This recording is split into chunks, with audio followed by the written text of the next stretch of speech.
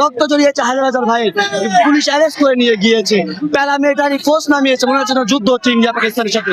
জবাব তুমি দিবে না, নিস্তার পাবে না। জিতেঙ্গে জিতেঙ্গে জিতেঙ্গে।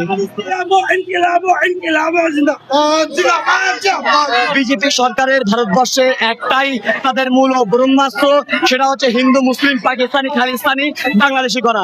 আজকে দিল্লির যন্তর মন্ত্রে যে সমস্ত হাজার হাজার লাখ লাখ যুবক নেমেছে, তারা কি সব পাকিস্তানি বাংলাদেশি খালিস্তানি?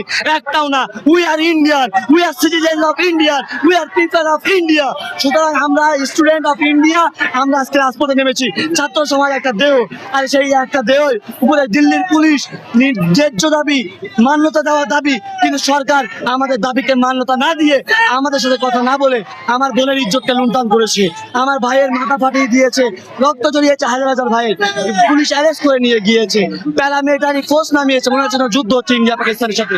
কিন্তু এটা দুঃখজনক আজকে গণতন্ত্রের জন্য, যে আজকে দেশের যুবক, এই দেশের মাটিতে জন্ম হওয়া সন্তান, তারা তাদের ফিউচার, ভবিষ্যতের শিক্ষা বিষয় নিয়ে আলোচনা করতে চায় সরকারের সাথে। সরকার তাদের কথা না শুনে, বরং না শুনে তাদেরকে নির্মমভাবে প্রভাব চালায়, নির্মমভাবে অত্যাচার চালায়। আমরা পথে নেমেছি, আমরা সংগ্রাম চালিয়ে যাব যতক্ষণ আমাদের দাবি না মানতে দেওয়া হয়। নাম্বার 1, ধর্মেন্দ্র প্রধানের ইস্তফা।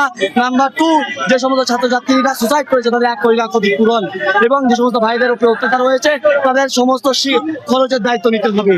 हम स्टूडेंट, हम डरते नहीं किसी माई के लाल से, हम डरते नहीं है।